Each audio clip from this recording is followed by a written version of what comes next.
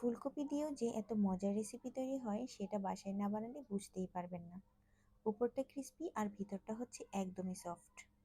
অসম্ভব মজাদার ক্রিমি এই ফুলকপির পকোড়াটা কিভাবে অনেকটা সময় ধরে ক্রিস্পি রাখতে পারবেন সেই টিপসও থাকছে এই ভিডিওতে। একটা মিডিয়াম সাইজের ফুলকপি কেটে পরিষ্কার করে নিয়েছি। এখন আমি পর্যাপ্ত পরিমাণ পানি আর হচ্ছে 1 চামচ লবণ দিয়ে দিচ্ছি।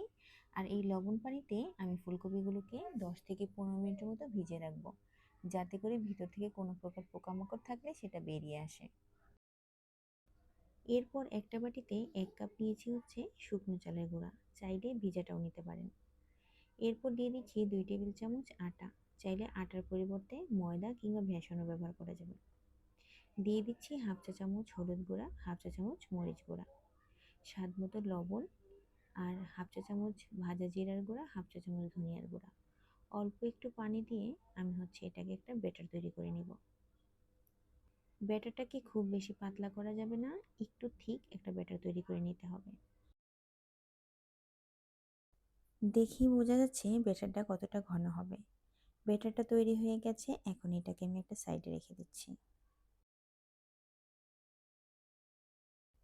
এখন একটা ব্লেন্ডারে জারে আমি একটা সিদ্ধ ডিম নিয়েছি আর দিয়ে দিচ্ছি প্রায় 3 টেবিল চামচের মতো গুঁড়ো দুধ। আরও দিয়ে দিচ্ছি 3 টুকরো রসুনের কোয়া আর হচ্ছে একটা কাঁচামরিচ।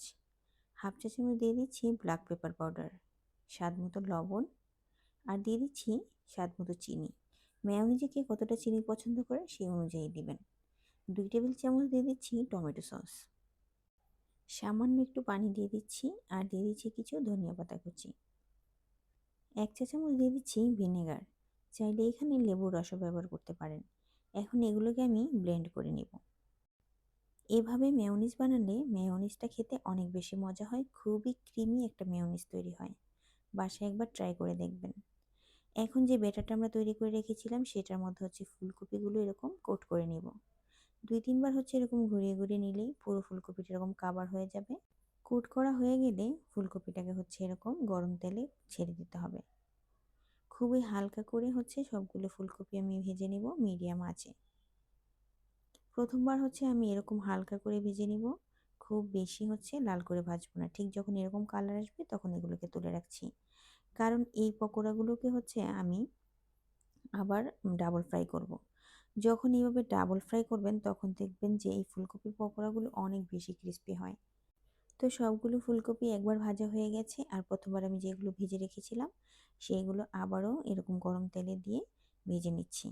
দেখতেই পাচ্ছেন এই ফুলকপিগুলো কতটা সুন্দর কালার এসছে, এটা দেখেই কিন্তু বোঝা যাচ্ছে যে এটা আসলে কতটা ক্রিস্পি হয়েছে।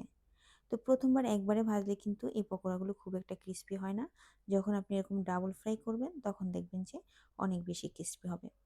এখন এগুলো তুলে নিয়েছি আর যে ক্রিমি মেয়োনিজটা আমি তৈরি করেছিলাম সেটা উপরে দিয়ে দিচ্ছি, আর উপরে কিছুটা চিলি ফ্লেক্স দিয়ে দিচ্ছি।